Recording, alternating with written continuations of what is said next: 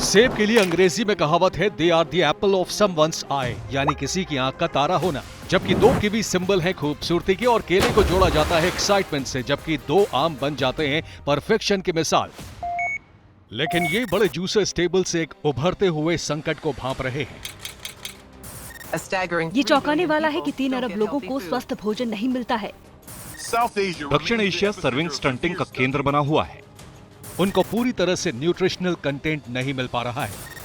बाढ़ प्रभावित देश पाकिस्तान में लाखों लोगों पर कुपोषण का खतरा मंडरा रहा है। अफगानिस्तान में 1 करोड़ 40 लाख लोग गंभीर खाद्य असुरक्षा का सामना कर रहे हैं। श्रीलंका में हर 60 सेकंड में एक बच्चा वेस्टिंग से जूझता है। कुपोषण की गंभीर समस्या की वजह से बच्चों के मरने का खतरा है। एशिया में लगभग आधे बच्चों को किसी न किसी तरह की आपातकालीन सहायता की जरूरत होती है।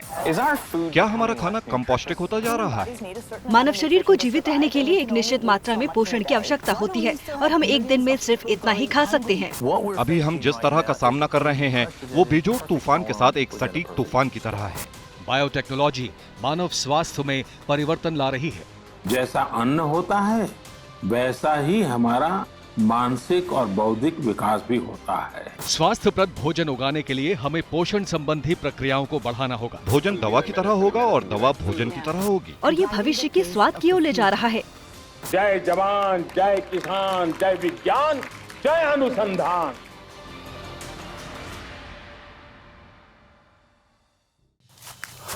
हमारे शरीर को वो सब कुछ जो करना जरूरी है, उसके लिए ईंधन की आवश्यकता होती है।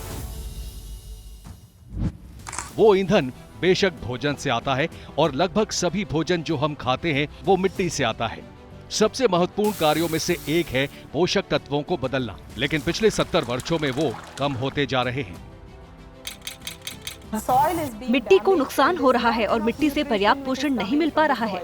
मिट्टी को क्या नुकसान पहुंच रहा है? गहन कृषि, पानी का ज्यादा उपयोग, सिंथेटिक फर्टिलाइजर्स का उपयोग, कीटनाशकों का उपयोग। अध्ययनों से पता चला है कि हम फसलों में पोषक तत्वों की मात्रा में कमी देख रहे हैं। आज उगाई जाने वाले फल, सब्जियां और अनाज में protein, calcium, phosphorus, iron, riboflavin और विटामिन सी की मात्रा कम होती है, लेकिन कुपोषण की जड़ें गहरी होती हैं।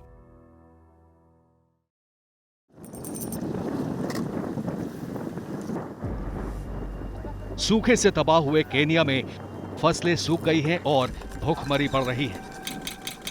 कुपोषित बच्चों की चौंकाने वाली तस्वीरें आम होती जा रही हैं। मवेशी मर रहे हैं। हर सेकंड एक और व्यक्ति भूखमरी की कगार पर है। क्योंकि लगातार चौथे साल भी बारिश विफल रही, इसलिए अकाल की आशंका बढ़ गई है। हम जानते थे कि हम एक आपदा का सामना कर रहे हैं, लेकिन हम कार्रवाई करने में विफल रहे। 2 करोड़ लोगों को भूखमरी के कगार पर खड़ा कर दिया है। 5 साल से कम उम्र के बच्चे और स्तनपान कराने वाली माताएं सबसे ज्यादा प्रभावित होती हैं। इस तरह की पीड़ा किसी भी बच्चे के साथ न हो। लाखों लोग भूख, प्यास और बीमारी के संकट में फंसे हुए हैं। इस मानव संघर्ष ने भी वैश्विक खाद्य असुरक्षा को बढ़ा दिया है।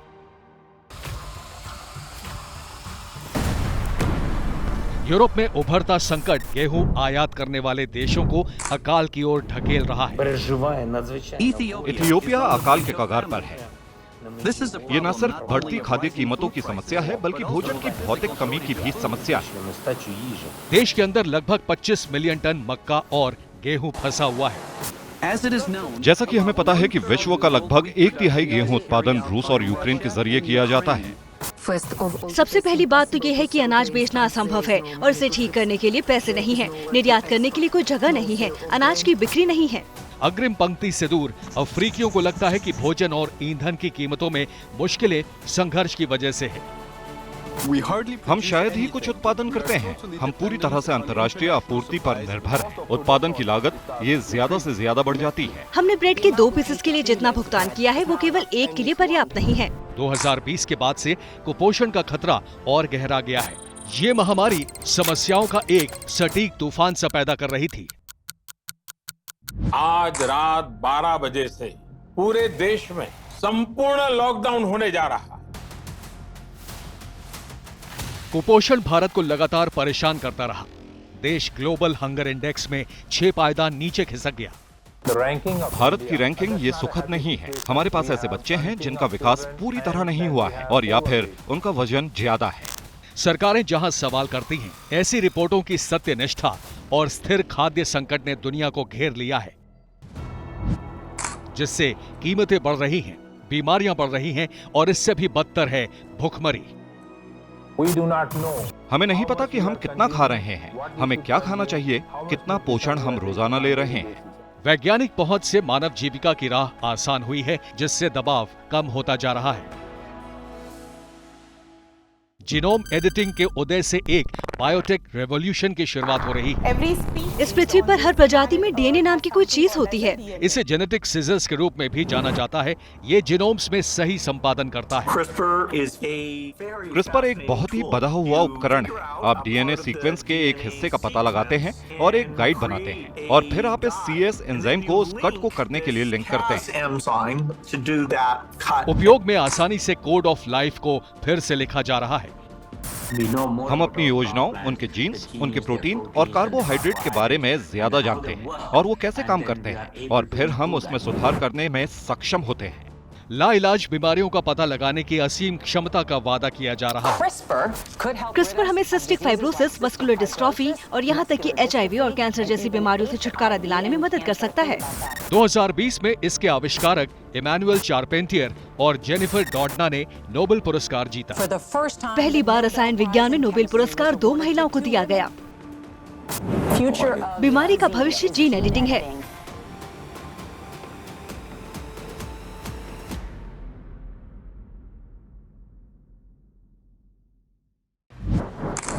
एक ठोस न्यूट्रिशनल प्रोफाइल उपलब्ध करवाने के लिए फसलों में सुधार किया जा रहा है। एक तरीका है जिससे हम बेहतर पोषण, उच्च पोषण वाली वैरायटीज का प्रजनन कर सकते हैं और इन वैरायटीज को बायो फोर्टिफाइड क्रॉप वैरायटीज कहा जाता है। इसका मतलब है कि हम भोजन की सही मात्रा से ज्यादा पोषण हासिल कर सकते हैं। अगर आप सही तरह का भोजन सही मात्रा में कर रहे हैं तो आप रोग मुक्त रहेंगे। दांतों के स्वास्थ्य में सुधार और पोषक तत्वों का समावेश। जीनोम एडिटिंग, जैसा कि उन्हें कहा जाता है, ये पोषक तत्वों की गुणवत्ता में सुधार करने में भी हमारी मदद कर रहा है। फिल्म थिएटर के पॉपकॉर्न से लेकर डीप फ्राइड कॉर्न चिप्स और संयुक्त राज्य अमेरिका में उत्पादित जेनेटिकली इंजीनियर्ड कॉर्न तक सब फाइबर, विटामिन और प्रोटीन का दावा करते हैं। यूनाइटेड किंगडम ने लाइट को ज्यादा कुशलता से एब्जॉर्ब करने और वैश्विक खाद्य आपूर्ति को बढ़ावा देने के लिए सोयाबीन विकसित किया है। ट्रांसफॉर्मेटिव फूड्स जैसे कि उच्चतम एंटीऑक्सीडेंट बैगनी टमाटर ब्लूबेरी में पाए जाने वाले लाभकारी पिगमेंट से बनाए जाते हैं।